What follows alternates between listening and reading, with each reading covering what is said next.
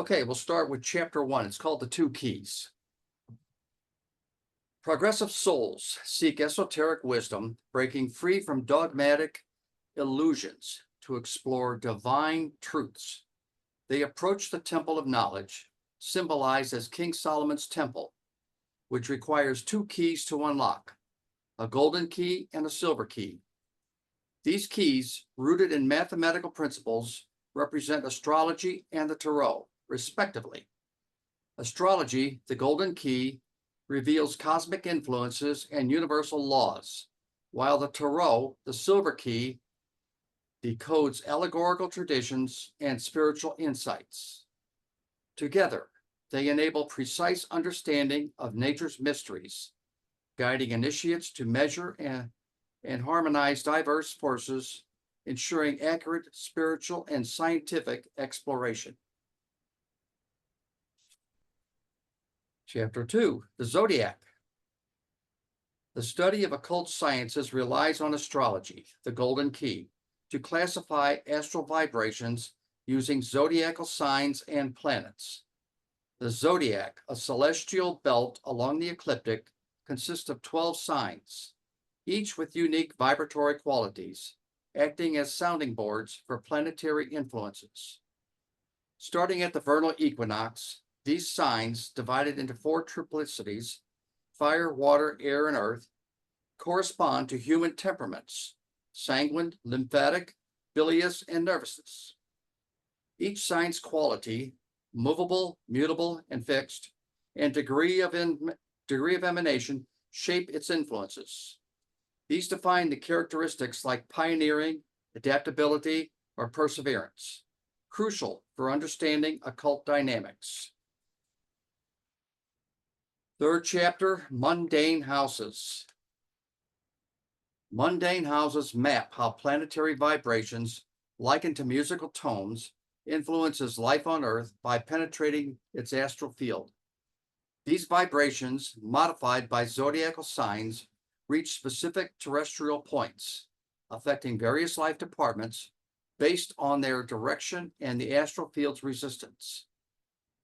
The 12 mundane houses, each 30 degrees, are diagrammed as a wheel with the observer at the center, divided by cusps like the ascendant and midheaven, grouped into trinities, life, psychism, wealth, association, and volumes, angular, succedent, cadent.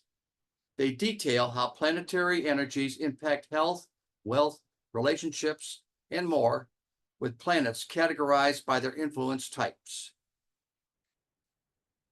Chapter 4, the mission of the soul.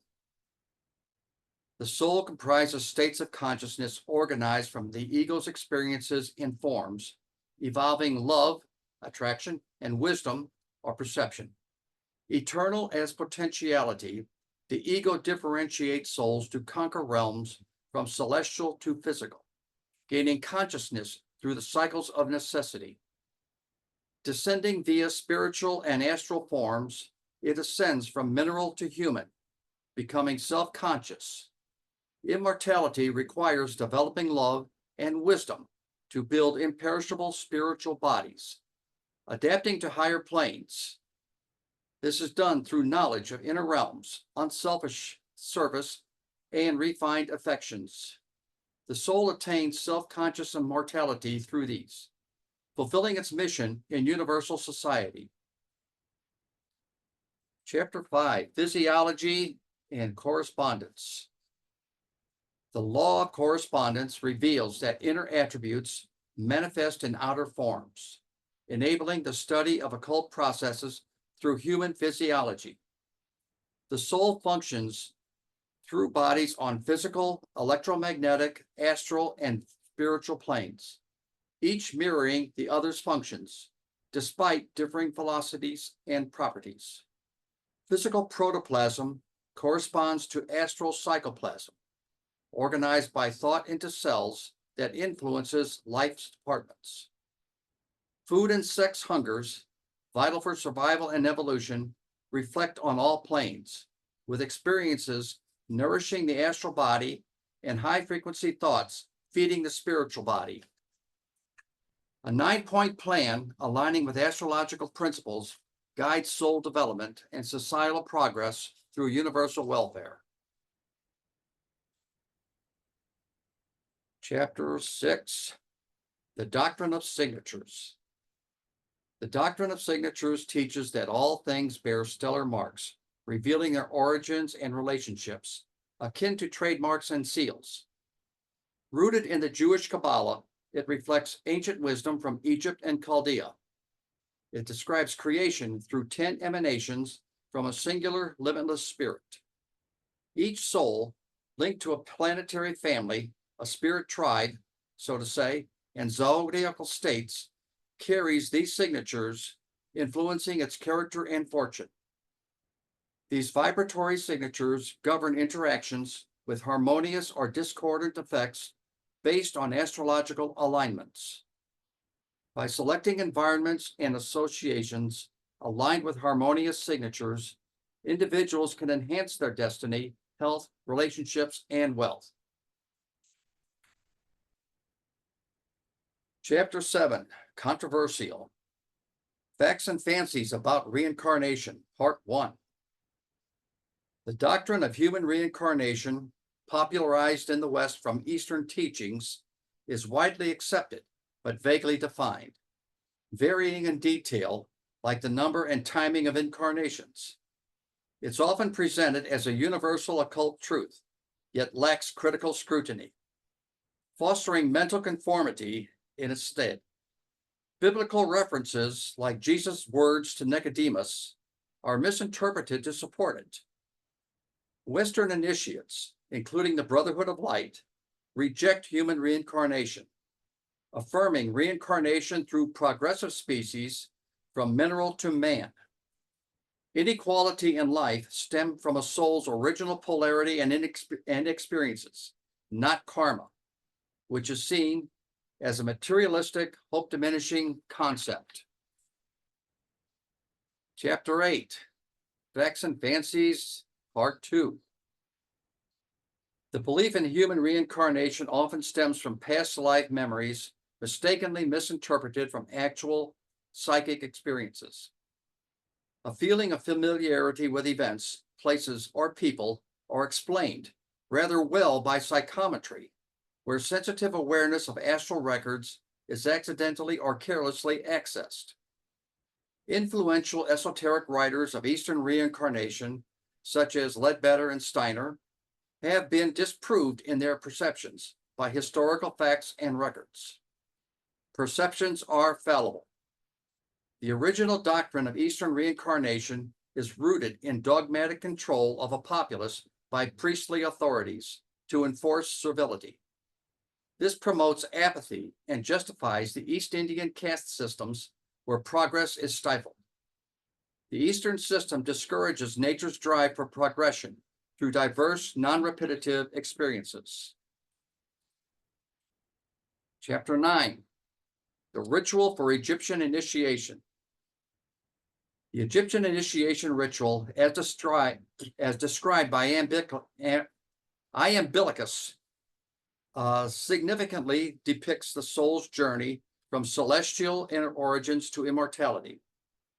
Candidates face trials testing their mental, moral, and physical fitness, reflecting the soul's involution, separation into twin souls, and evolution through astral and material realms. Key symbols include the Sphinx, bronze doors, representing love and wisdom, and a 78-rung ladder, representing astral influences. The ritual culminates in the reunion of twin souls, symbolizing spiritual ascension to angelhood. Tests of astrology, tarot, and moral choices underscore the soul's purification, while warnings against black magic emphasize the consequences of selfishness. These are basically brief summaries of Astrological Signatures, Book 2. They are brief. Believe me, I had a very hard time putting these down in just 100 words. Zane probably had 6,000 or 7,000 for each one. And if you've gone through the books, you probably know Zane can really talk. Okay, with this in mind, the book Astrological Signatures is kind of broken down into three different areas. It gives you the basic language of astrology, the very beginnings. It sets you up Oh, it's to soft. start to understand. I'm sorry, go ahead. The audio has been kind of stopping some. My audio. Yeah, Yeah, it's fine for me. Anyone oh, so else? that must be me, my thing. Okay. Yeah, RJ, I don't, yeah. Okay, I'm hoping it's not me. But to recap here, it's divided into three basic areas, and astrology is the very beginning. And it's your basic language that you have to learn in order to understand the rest of the occult field, because the occult field bases its language in the symbols of astrology and the symbols of tarot. The other section is reincarnation. This is a very, how would I call it, walk the line type of philosophy here. There are those who believe strictly in the Eastern philosophy, those who know nothing about it and have no beliefs whatsoever, and those who have been tainted and have actually studied the Western philosophy. This is an area of contention for many, and there may be discussions on that tonight.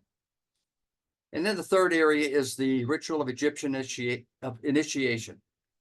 And this basically depicts all of life, how the soul basically is a product of the angelhood, and it descends into matter and again ascends into spiritual kingdoms again. It's a description that I can't pronounce it. Iamblichus has described, although in truth, that ritual is probably taken from different sources throughout the centuries. There is no real cavern under the Sphinx where these things are taken. Science has shown that there are some tunnels and possible voids under the Sphinx and tunnels possibly leading to the pyramids, but nobody has excavated them nor found any real truth to the matter of any kind of Egyptian initiations taking place there. So we take it on faith that Iamblichus has described something that came to him through the centuries and might or may or may not be true. Nevertheless, it represents our philosophy in its basic forms. Okay, I think I've given a basic 10-minute rundown of that book. We can discuss any part of that or any other part of the books you want to bring out or anything you have on your mind. Brian and I will try to monitor everything, and we'll come up with whatever we can do to help out on your discussions. But I will ask that we keep it to, or let's say keep out personal dreams, personal experiences, a personal astrology chart that relates directly to you that might be sensitive. General astrology charts are saying you've got Uranus in the first house, that's fine. But if you're looking for interpretations personally, that's going to be difficult. Those charts really should be done between you and someone else who is quite cognizant of maybe your environment. And we ask that there be no political or religious sayings or comments other than you relate to them. If you want to relate to something political but not personal political, fine. You want to relate to something religious but not personal religious, that's fine. Any questions? No questions. I'll just add, I'm doing the Sunday service this Sunday, and it's on Virgo, which relates to course 2. So I've been looking at course 2 myself. I will say one thing about, I'm not trying to create controversy, but when it does come to the legacy of these things, the sort of what Zane suggests is that, prior to the sort of younger Dryas, if you know what that was, that's a geological period about 12,000 years ago where there was an event on the earth that, eliminated like 90% of large mammals. you think it was an asteroid. But modern archaeology, and from that period, the tradition says that humanity and civilization sort of existed before that, and that after that event and the devastation that occurred on the earth, known as the flood, humankind, had to sort of re-civilize and redevelop because of devastation. And that from that period, there were adepts that managed to survive it, and they then spread to 7 different cradles of civilization and sort of rebirth civilization using the ancient wisdom that they had preserved. And modern archaeology is actually demonstrating that the reported age of the Sphinx that Egyptologists and earlier archaeologists stated is is inaccurate, that the Sphinx was actually built way before 5,000, 6,000 years ago, whatever they think. They could do it by water erosion. There's a lot of geological evidence for it. The book on it's called by Graham Hancock, Chariots of the Gods, or Fingertips, one of the ones, Fingertips of the Gods, maybe. But it's about that period that humanity had already existed. We had civilization, not like spaceships or anything super technical, that this huge earth-wide catastrophe happened and it reset civilizations, and then we rebuilt it. So it could be that the Sphinx did have something in it a long time ago and people just had memories of it. Who knows? So I'm not trying to contradict you. I'm just saying that modern archaeology has sort of proven that maybe the accepted timeline is not as comprehensive as it should be. So I just thought I would add some of that in there. But other than that, I think we just open it up to questions. Kate. Go You're ahead, muted, Kate. Kate. Sorry. I've been wondering if anything gets updated as discoveries happen like this. There's been a lot of stuff I've just been reading in the first book that has now been proven with science. But I was wondering if there's any updating that's done when things like this are found out. Yes, Kate, they are. And you mentioned the first book. I've been basically working on that book for several years and gathering a lot of the latest scientific evidence.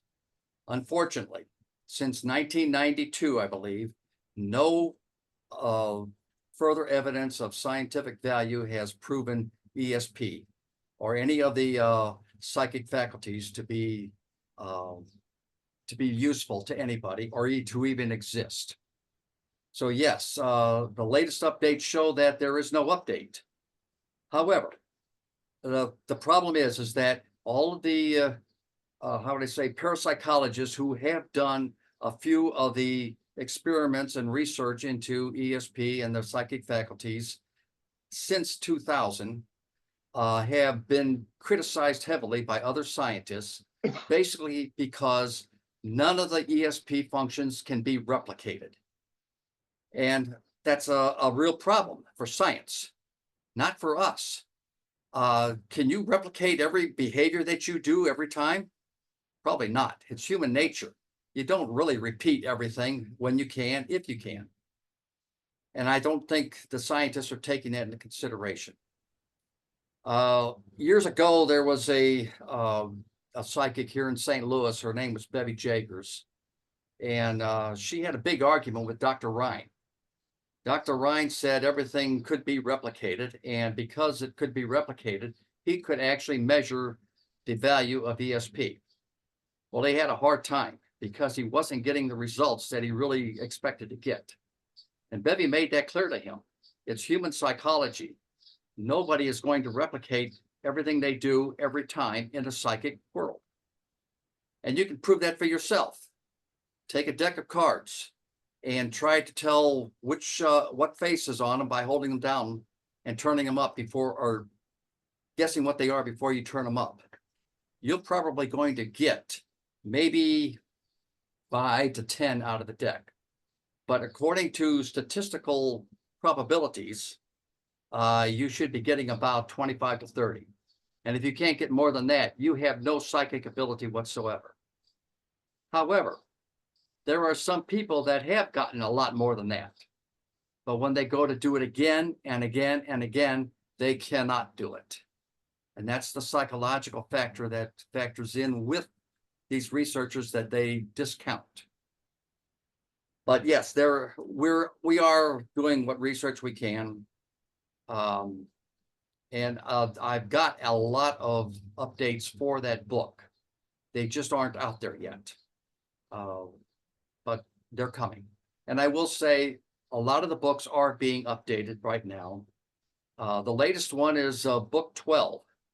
I believe that's Natural Evolution, which basically describes a lot of the geological processes. And that one has been updated completely up to 2025 science. I don't know if that's on the website yet, but it will be if it's not there. I think, you know, Doc, and this again, you know, if you look at the history of experimentation on ESP in particular, I think modern science has, in modern neuroscience especially, has proven a lot about visualization, manifestation, the ability to regulate your emotions, the ability to direct your thinking, the ability to lucid dream, ability those lucid dreams are a little more than normal dreams. That's all really, there's a lot of, they've done a lot of science around, especially lucid dreams. They like measure your brain. It's very complicated. But, you know, and I think Doc would agree with it, or Neil would agree with this, is there was a lot of research, you know, so if you look at the history of occultism, it was underground always. And then in the early 1900s and late 1800s, primarily with like the Golden Dawn and other organizations that began to publish stuff that had never been published before, there was a huge increase. And what happened at that time, it was really the wealthiest, most affluent people who joined these groups. You think about all of our founding fathers and Masonry. You think about Newton and all these guys were involved in this stuff. But once, you know, and J.B. Rhine was running a whole center at Duke University. So not like and Stanford was doing something. So the most prestigious universities were producing information, verifying ESP to a certain extent. To Doc's point, there's a lot of emotion involved. So if you're just doing a task that doesn't really trigger your emotions, you're not going to be, so like, even if you're looking at cards, you may look at it good the first time, and then after that, your spirit sort of gets bored with it and you're not that great at it. So it's very complicated, but they were still getting great information. And then who knows why, but there's certainly some ideas. The government began to investigate it. And there are projects, you know, because the Russians were doing stuff. It's all, this is fact, okay, this is fact. The Russians were doing some stuff, and America got worried, so we started a remote viewing. We started ESP programs. And at the same time that the intelligence services across the world got involved in ESP, all of a sudden, overnight, you were called a quack if you believed in it. At the same time that the American government was spending millions of dollars to investigate it. So a lot that needs to come out of this book too is statecraft and priestcraft is what Zane calls it. In that these powers of orthodoxy want to sort of keep the status quo. So propaganda and those things are the tools of these entities to try to make sure that humanity follows the path that they've decided and has access to what they want. I'm not trying to blame any country, any religion, anything like that. This is just a history of humanity that powers that be want to keep their power. You know, there's a reason that, you know, you don't get a nuclear weapon, right? They like to keep their stuff to themselves. So that's really what's prevented a lot of research was in the 60s is total discredit of ESP research, and no senior scientist would look at it because they'd be ridiculed. But it was a sort of overnight thing. So there is some of that to that ESP part that, you know, the research hasn't really been conducted as well. But I just thought I would add that in. I don't know if, Doc, you agree with that sort of history or not? Yeah, pretty much so. And I'm glad you brought up the Stargate. Bevy Jagers, as I mentioned before, was the key person that the CIA came to start their program. Unfortunately, Bevy was a well-known psychic and she was very good, and she could not be disproven as science tried to do. And that's why they came to her. But she was just a nobody. She had no degree, no standing in society. And in order for the CIA to get funding and present it, they had to have somebody else who was more into the scientific part of the ESP. And they went to, I don't remember his name, but he was over, I believe, in Ohio. And he was a PhD, and he was very interested in ESP, and they got him to basically head up the organization. But they used all of Bevy's techniques to teach or how to train a person for ESP. And with that stated, ESP is trainable. It is really not a psychic thing that is above and beyond everybody's control or imagination. Everybody has it to some extent. If you have it to some extent, you can be trained to have it to a lot of extent.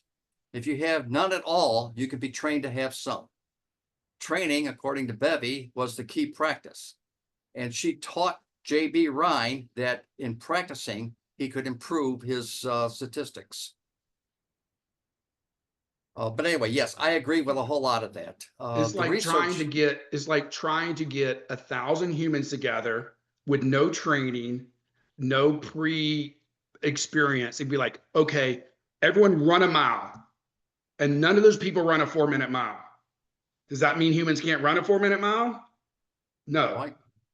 It means that you have to train and you have to have natural ability, but then you have to train and be good at it. So it's a little bit of that too. And I've read a recent book that even with the way they conducted the experiments, it's very important when you're developing your ESP. In book 2 and the Church of Light and the Brotherhood of Light and all Western esotericism challenges you to be scientific about it. Book 2 is from Virgo, which is science, math, analysis. So they all, so that's the important part of it. But as you do that, when you get a success, you have to positively reinforce that in order to develop that skill. So when they've done psychic in more modern times, there's actually a physicist out, like a PhD physicist that teaches at Harvard that's doing these things. And they've learned that, and this is good for your own occult work, because we are challenged to scientifically develop our ESP. You can do that by, just picking 3 cards, trying to determine what's on there, and then you write it down and you record it. And you do that over a month or whatever, and then you have a statistic example. But when you get it right, what you're trying to do is we're trying to develop the ability to have ESP at will, not just when spontaneously it emerges from us because of environmental conditions give it enough energy. We've all had those things where you're like, well, and then you knew that you knew. Like it was a very deep knowing, and then it actually occurs. But there's also times when because of your own auto-suggestions, your own programming, where you think you're having an intuition, but it doesn't come true because it's really just what you wanted to be true. So we're trying, and Doc is fantastic at this. He works with the higher level members in our Lucidic degrees, where you really begin to be serious about this and differentiate fantasy thinking from scientifically verified or data verified things. But the bottom line is when you get that positive and you know that you got it right, and then the universe or environment shows that you got it right, you have to reward that with something good. You're trying to build a positive habit. But when a lot of the experiments are done, they don't even give you, they tell you to do like a series of 30, but you don't even know until it's all over which ones you got right or wrong. So you can't begin to understand the feeling that led to the right answer. And that's what we're trying to do. You're trying to differentiate, and a lot of times I'm just going to use a word, it's more solid when it's real, right? It's more substantial. And you're trying to get that feeling and identify it so that you begin to be able to trust it, just like you can trust other aspects and abilities you have. But that's why it's very important, because you could probably look around, especially in a lot of mystical communities, people are just living in a world that it's a discredit to us because they're saying things and it's not really verifiable, or it's the opposite. So that's why we want to learn to develop it. And that's what we're asked to do. And that's what we teach, is how you actually develop that ability. And it's just like every other ability. Somebody will be the LeBron James of ESP, but they still need to train. If he never picked up a basketball and never shot a hoop, he's not going to be a great basketball player. But then someone might be like someone else, and no matter how hard you train, you can't get to that level. But we all have the ability in varying degrees, and if we train it, it gets better. And I think that's a key point. We have a question. Somebody asked, what's the relationship between Church of Light and the Hermetic Brotherhood of Luxor? Who asked that question? Richard Reddick. Richard. Why do you ask that? What was your reasoning? Well, I've heard before I joined the Church of Light, I wrote to Christopher Gibson because I found what I thought was a historical link between Hermetic Brotherhood of Luxor and the Brotherhood of Light. And he wrote back to me and said, yes, we are a successor organization to the Hermetic Brotherhood of Luxor, something like that. Yeah, that's correct. But I know that the OTO also traces their roots back to the Hermetic Brotherhood of Luxor. And so I'm wondering, because I believe there's a substantive difference between the Church of Light and the OTO. There is. So I'm wondering, who's closer to what the Hermetic Brotherhood of Luxor were teaching, us or the OTO? We are. The OTO is a magical organization. It's basically based upon the Golden Dawn. A lot of it has come from them and from other Rosicrucian organizations. Whereas the Brotherhood of Light has always been teaching a certain form of philosophy, and it's never changed. We are the successors of the Hermetic Brotherhood of Luxor. Actually, we're the successors of the Brotherhood of Light, the Hermetic Brotherhood of Light, and the Hermetic Brotherhood of Luxor. The first time Brotherhood of Luxor came into history was somewhere around 1881, and that was in writing. Before that, there was what would you call hearsay evidence that it existed in 1850, and the head of the time was Brian, help me out. Who's the Max Theon. Max Theon. Max Theon, who lived in Algeria at the time, was the head of that organization. And he was the one that actually commissioned Thomas Burgoyne and Davidson to come to America and spread the Brotherhood of Light, Hermetic Brotherhood of Light teachings here. Zane contacted them here, and he was elected to the board of the Hermetic Brotherhood of Light. After he was elected, they changed it to just the Brotherhood of Light. And then in 1932, they changed it again to the Church of Light. So there is a direct succession. Yeah, I think when it comes to the Golden Dawn, like the Brotherhood of Light was a group that was bringing this information forward. The Golden Dawn just took their information and basically eliminated all the positive morality from it and made it just an occult thing without any belief that doing good is good. And then they had a split, and Aleister Crowley started the OTO because they had a split in the Brotherhood of Light. So the OTO is based on his book of Thelema, which he says he channeled, and it's far different than any of the other organizations. I've actually been to an OTO ritual once. I would never recommend it. It's very, very negative. But that's their path. Their path is they believe you will and try anything. To will something evil is better to will nothing. So that's sort of their operating framework. Whereas we're more closely related to the Rosicrucians from the 1400s. the Brotherhood of Light, where we believe that these things are good for all of humanity. And our mission is to become light, to raise the consciousness of all, not to manifest what we want in our own life.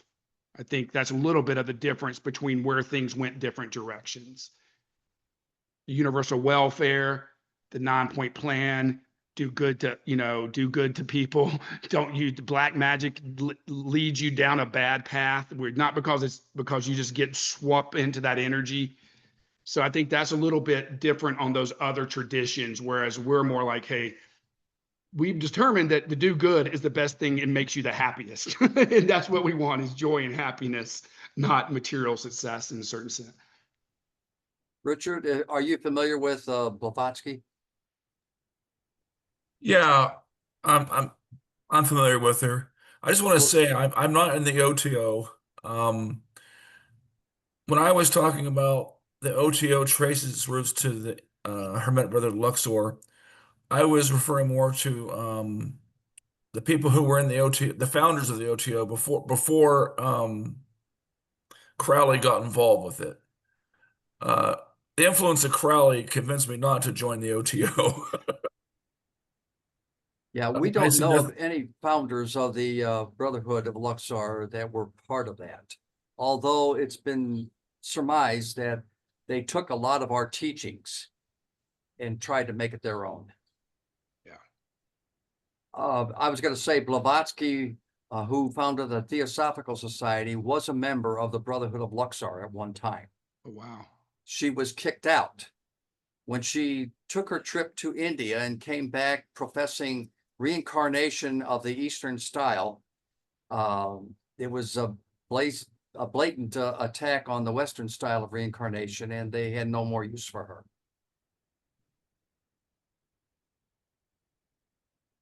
her. There was a question here. Dustin asked about an astrology question. Dustin, go ahead. Yes, thank you. And thank you again for putting this on. Being new to all this is extremely helpful. My question was, Doc, when you're talking about the necessity to learn astrology to really have that basis for future lessons. My question is, being new to astrology, it's so overwhelming. There's so much to learn. Is there parts that you're sort of referring to that are essential to learn, maybe memorize, to make sense of future lessons? That's a hard one. Some people come into astrology already fully cognizant of everything. I don't know how they do that. Then there are some people like me who had to learn it from the ground up. And it took me a long time. I was not a fan of astrology. I pretty well thought it was all basic bullcrap. However, as I got into it and realized that certain philosophies in the Brotherhood of Light teachings require some knowledge of astrology. So that basically instigated me to learn more about it. And I found that it did come easier. Learn a little bit at a time. Learn about the signs first and just basic key words of what they represent. And after a while, you can put those key words together. Someone says they're an Aries and you've got the key words of active, leading, general. You can surmise from that what other words might interact and describe Aries, just using those 3 key words. And it comes that way. You'd be surprised how easily it starts coming when you connect one word to another to another. And in fact, that's how ESP works too. You connect one thought to another, and then you get that aha moment when you hit the target. Learning the planets are the same way. Key words go to each one. And if you can just remember a key word to each one, you can extrapolate from that what other words might describe that planetary energy. And it's pretty much a basic process with all the parts of astrology. The aspects are usually harder to learn than anything else. And that's making certain mathematical configurations between the planets. If you're not into trigonometry or geometry, it gets hard to understand. But if you learn keywords of something that is square, you don't have to know that it is 90 degrees apart. Just know that if it's square, it means obstacle. And that means basically something's been put in the way, or they're going to stumble, or things aren't going to go the way they think it is. And you can surmise from just a keyword of obstacle what other descriptions might fit along with that. And that was basically how I learned. It came easier and easier as I started adding words to each one of those keywords. Anybody else have insight into this? What did others do to learn it? RJ, you're astrology, aren't you? RJ, you there? Well, No, I I mean, did it the way you did it, Doc. I took the planets, the signs, and the houses. And I did, for me, each planet and sign has a both positive and negative attribution. So like Virgo is I analyze is positive, negative is criticism, I think, if I remember correctly. And so I did, and like, Cancer is sympathy or touchiness, being too sensitive. So I just remember, it was not easy. I actually used it as a meditation because there's a meditation practice where you just do intellectual work to calm yourself down. So I'd remember the signs. Then when I just meditate for 3 or 4 minutes every day, I just go through them and I wouldn't remember them. I'd look them up and did them that way. The key point that Doc's making is, like, for example, if you want to study physics, you have to learn calculus. Not because you need to be great at calculus, because literally you need to know the language of calculus to understand physics. So remember, astrology is the key. It is not the purpose. The language of astrology is something that you learn because that's what ancients have used to describe the powers and principles that we're working with. So no one's, if you're not inclined to be an astrologer, no worries. I'm not either. I'm more inclined to magic and alchemy. That's where my skill set is. I'm not interested in becoming the biggest astrology nerd in the world. That just is not my thing. I don't care about that. I just want to know what I need to know to find the right times to do my workings, and then to know the language so that what happens if you're reading something, you're like, okay, Aries, this, and you're like, oh wait, what's Aries mean? You just can't understand it unless you sort of have it in your memory so that you can read through it. It's like trying to read a book. You got to look up every other word. By the time you get to the end of the paragraph, you don't even remember anything because you had to look up so many words. So you just have to get comfortable with it. You don't really need to create you don't need to, there's software now and everything to help you do some of the work, but you need to understand it enough to know when it's wrong or right and that kind of thing. So it is some work, and I recommend everyone, that's the first thing you do is start memorizing signs, planets, houses, and to Neil's point, the aspects and what they mean. But those are pretty easy because there's not many of those that are, but yeah. that's extremely helpful. Thank you, both of you. There's a book out there. It's called the Somebody put one, beginning horoscope maker. Yeah, and reader. beginner horoscope maker and reader. I believe Yeah. that's by Doris Chase Stone. That pretty much puts it down into explanations that are Neil, easier it's for by us. Albert Benjamin. Oh, that's right. It's one of his first books. Yes. Yes. It's an easier book to read when you're getting into astrology. And I don't know if you can find it out there, but you Yeah, might I'm linking it right now in the description. We have it on our website. I'm not trying to sell you anything, but it's there for $9.95 if you wanted it. Oh, there you go. It's in the description. Ninty asked a question. And we also have Brother Mackey with his hand raised after Ninty. Oh, okay. Ninty asked the question that Brother Mackey, I think, is going to answer. No, Masons are not Christians per se. And Brother Mackey does state that you could be any religion in the Freemasons. But go ahead, Brother Mackey, explain.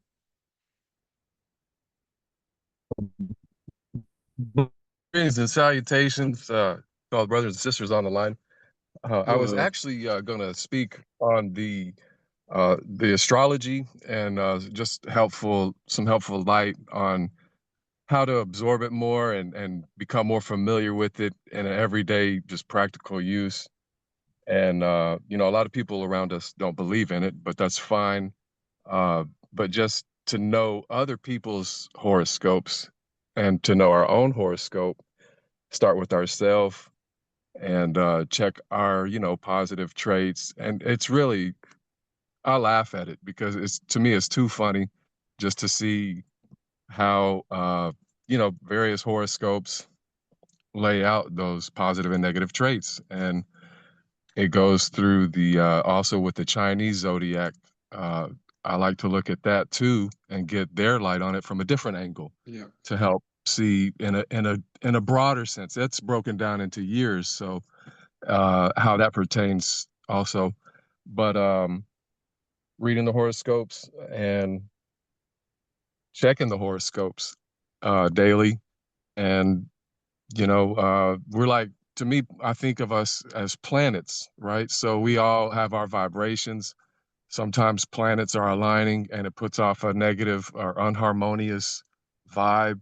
Sometimes people are the same way. So I just walk away for stuff and just, trying to not let it affect you emotionally. If stuff isn't working out right, just always come back to it with a fresh start. And but yeah, I love Pascal Beverly's Randolph's writing. As I heard y'all talking about the OTO, and I love his writings. And that's my piece. I yield the floor. Just for your information, Randolph was a member of the Brotherhood of Luxor at one time. Yes, sir. Yes, sir. But he got put in a negative light. He has a Yes. really bad rap with a lot of those Yes. people. But if that's another conversation. But yeah, as far as the Freemasonic goes, a lodge can have any volume of sacred law depending on whatever religion that lodge is. Yeah, in our lodge, we have Jewish, Indian, Christian, Lutheran, Protestant, and whatever you want to be. I love And it. Church of Light. Oh, that's true too. I'm a Mormon and I'm a Freemason, so there you go. There you go. Yeah, Mormons are allowed to, so. Yeah, even our founding fathers, America's founding fathers, I hate to use that word, but whatever, they were not really Christians. Not in the sense that you think a Christian was. Not in the sense that not in this, and that's the difference between Christianity and statecraft. I mean, priestcraft. There's a big difference between the church and what Christ said in most cases. Mm-hmm. Yes, sir. George Washington was a deist. That's probably true. And I actually have a copy of Jefferson's Bible, if you ever heard of that, where he basically Yes. just cut everything out but the words of the Gospels of what actually is attributed to Jesus, and just eliminated the rest of it and said, whatever these dudes wrote. Yeah, so Minty, if you want, or Minty, I'm sorry, if you want to become a Freemason, well, you can't. But you can become a Freemason if you join the Eastern Star. That's the female branch of the Freemasons. Right, separate but equal, right? Separate but equal. And there's a reason. It's kind of like going into the men's John. You don't want both of them in there at the same time. Are you There's been a nice soliciting for the change in that. I live Freemasons, in, Neil? Well, yeah, you could be a Freemason and a member of the church too. but if you look at a lot of the spiritual organizations today, they're all celebrating, like at least where I live, like half of them don't want men there. It's all the divine feminine, and they're not interested. Yeah. So there's a little bit of a bounce back from that, I think.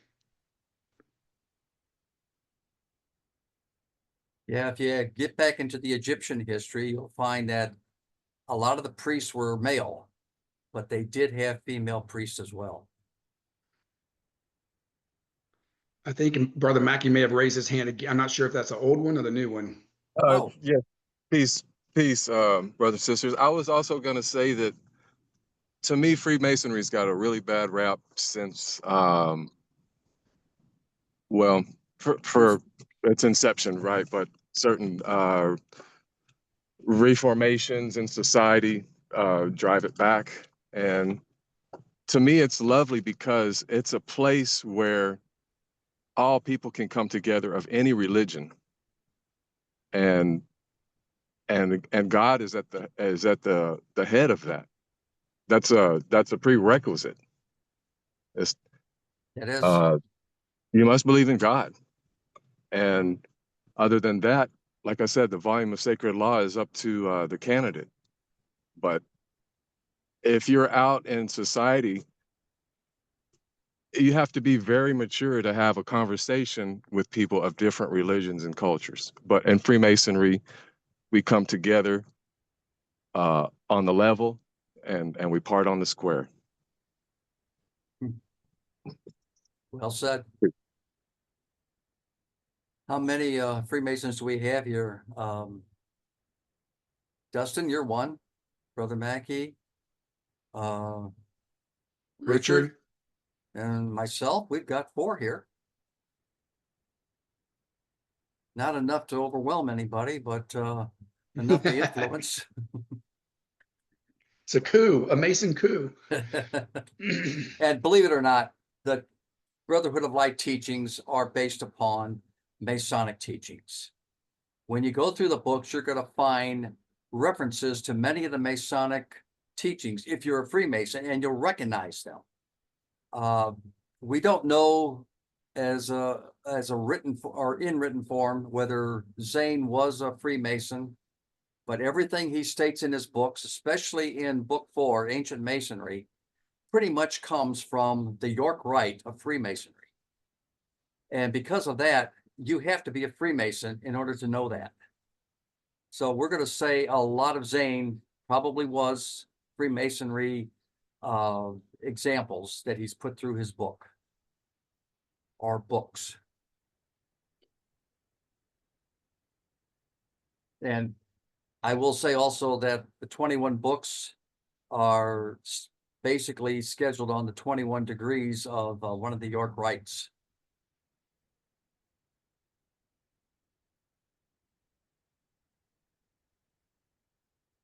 And in case you don't know, there are many branches of Freemasonry. It's there. Your Blue Lodge is your basic lodge. You go to the 3rd degree in the Blue Lodge. That's the highest degree in Freemasonry anybody can get. Then if you want to go further, or let's say to the side to learn more, you can go to the York Rite or to the Scottish Rite.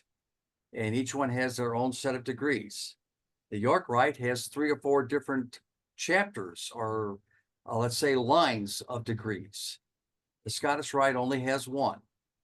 There are appended bodies that are connected to the Freemasonry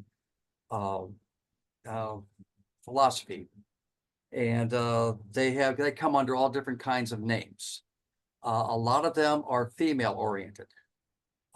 They are not directly, let's say, known in the Freemasonry world, but they are appended to it, which means they are attached and recognized by the Freemason world. And they have their own set of rituals and degrees, and they teach their own basic set of philosophy within their appended degree. Just to give you an overview that there are more challenges to the Freemasonry world than what people realize. You can be part of a lot of different degrees out there.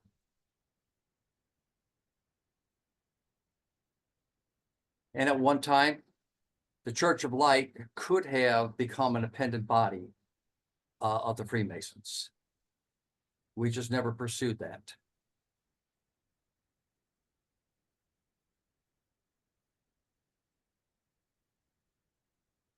Brother Mackey, what's it take to have a lodge? One master mason and 2 apprentices or 2 fellow craft? You remember? There's the entered apprentice, the fellow craft, and the master. Yeah, but in order to have a lodge set up, a new lodge made, you have to have a master mason. Oh, Richard knows. 2 masters. So to supposedly, I've never seen this done, but supposedly to open a lodge of entered apprentices, it takes 1 master mason and 6 entered apprentices. Okay, To open a fellow crafts lodge, it takes 2 master masons and 3 fellow crafts. And to open a master masons lodge, it takes 3 master masons. good. Thank you. It's been many, many, many years since I've gone through the Blue Lodge. Memory's not good anymore. And I believe that the same aspects are also held in the Eastern Star and the Job's Daughters. Those are the women's bodies of the Freemasons.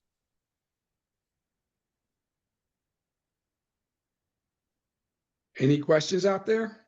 Any comments? What about all that basic? Minty just unmuted herself. Oh, okay. Minty, what do you have to say? No? She's We saying can't hear something. you. We We can't hear you.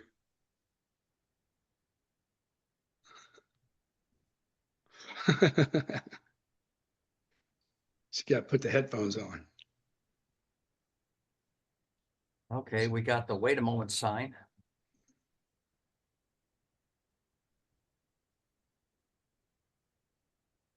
Nobody is going to challenge the reincarnation?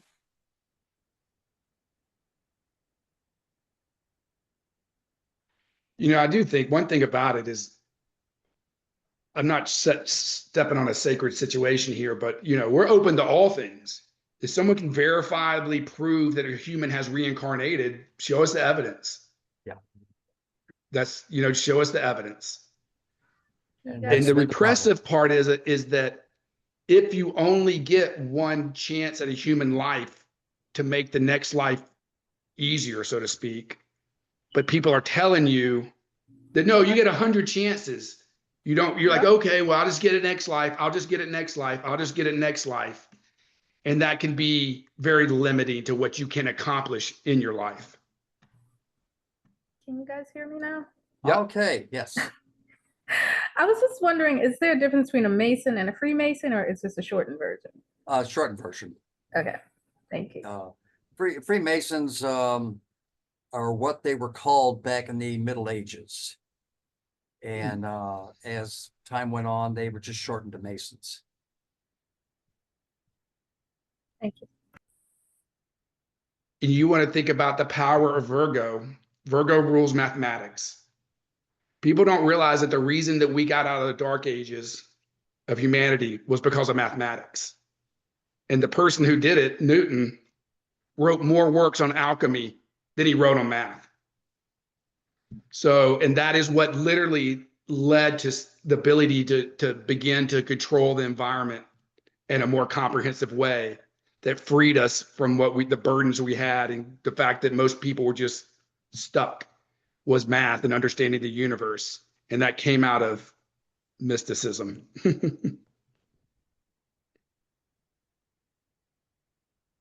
Richard raised his hand.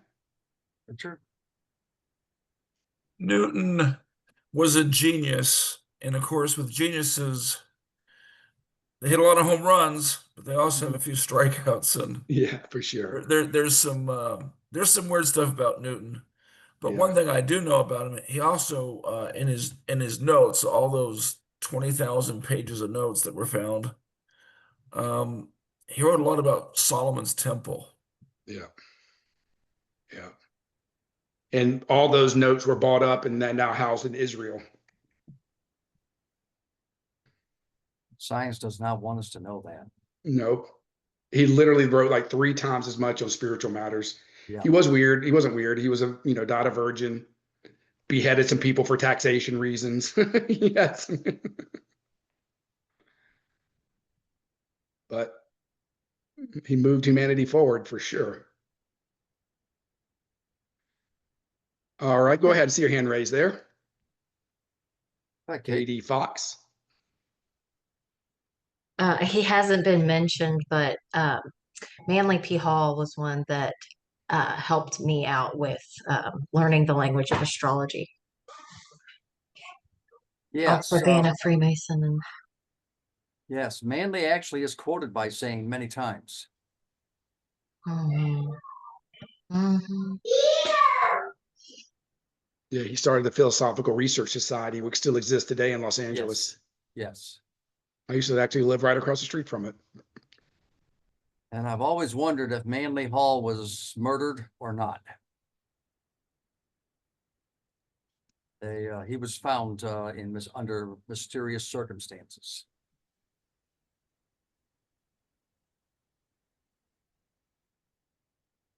Okay, Be an Kate, are you saying interesting chart to something? look at. I'm sorry, go ahead, Nindy. I said that would be an interesting chart to look at. Oh, wow. Yeah. I don't know if Zane's got his chart in there or not. He might have it in there. I'd have to check. I rarely paid attention to charts that he had in the front pieces of the books. And that's just my own, let's say, inconsiderate actions in reading his books.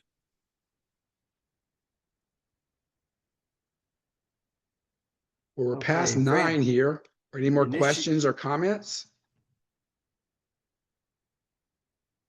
Peace. Yeah. I'd like to know also where the our birth chart is. Birth chart available through the Brotherhood of Light. Which birth chart? Of the C of L? I'm not sure which one, but it shows the all the signs beside or behind the sun sign, our major sign.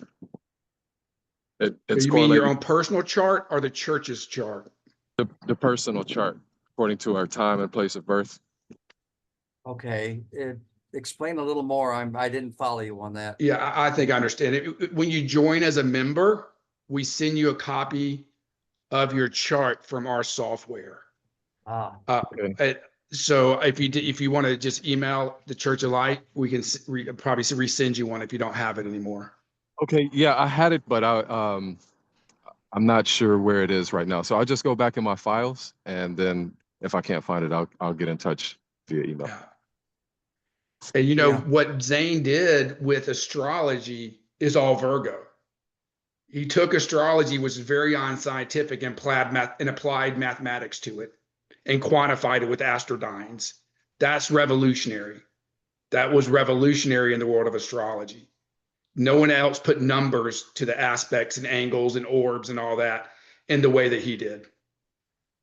And many other astrology organizations are copying it. But to me, that's one of the most profound contributions to astrology is the fact that he, made it mathematical. It's always important to remember with personal astrology, that people forget this, but 50 or more % of you is your environment. So astrology just sort of, is half of it. Another half of it is where you're born, who your parents are, what culture you're in, what society you live in, your economic status, all those things, what experiences you have in your life as a child. All those are just as important as your chart. The astrology part just shows you the energies that are hitting at the time you're looking at it. The environment will determine whether they're going to manifest the way the energies are coming through, or they're going to be changed by the environment. And of course, you can change them yourself. When you get deeper into the books, you'll find out there's things called rallying forces, reconditioning, and antidotes. And by changing your thoughts and behaviors, you can change the actual astral aspects of those astrology energies that are hitting you.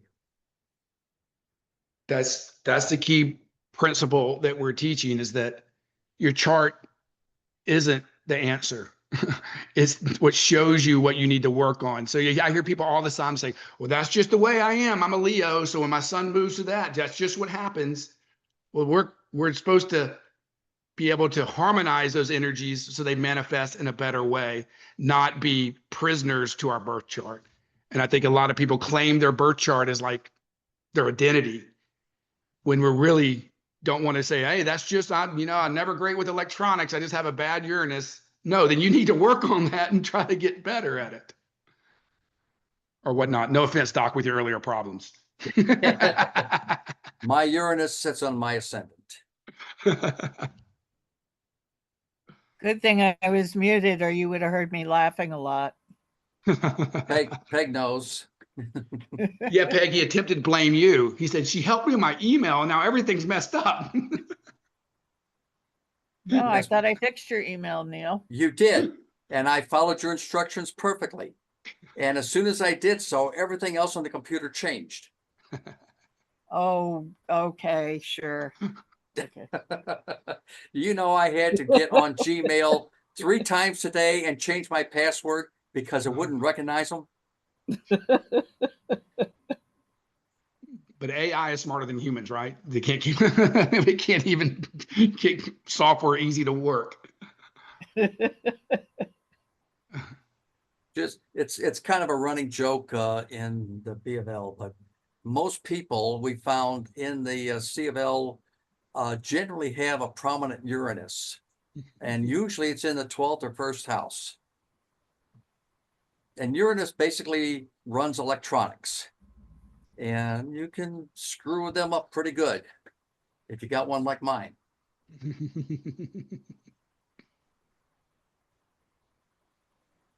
All right. Any I more don't see- questions? I don't see any more. Any So- concluding words of wisdom for us? Well, Brother Mackie, how about you? You got some words of wisdom? Peace. I was thinking earlier what I was listening to some comments. I would just say goodness alone is power, as There you go. I've heard from a grandmaster. And, Okay. there's no religion higher than truth. And I will tell you that goodness alone is power is very powerful in the Church of Light. That saying is, you're going to find it in several of the books. Yes, sir. Yes, sir. And another one from Haile Selassie. He said, life is like a play. You can't figure it out all in one scene. It takes time to unfold. There you go. I like his wisdom. Okay, I guess we're going to call it a night for this session, and we'll be back in about 2 weeks again. We'll Thank see you. everybody. Bye, everybody. Thank you. Bye. Good night. Peace, love, and light. Love and light. Love and light.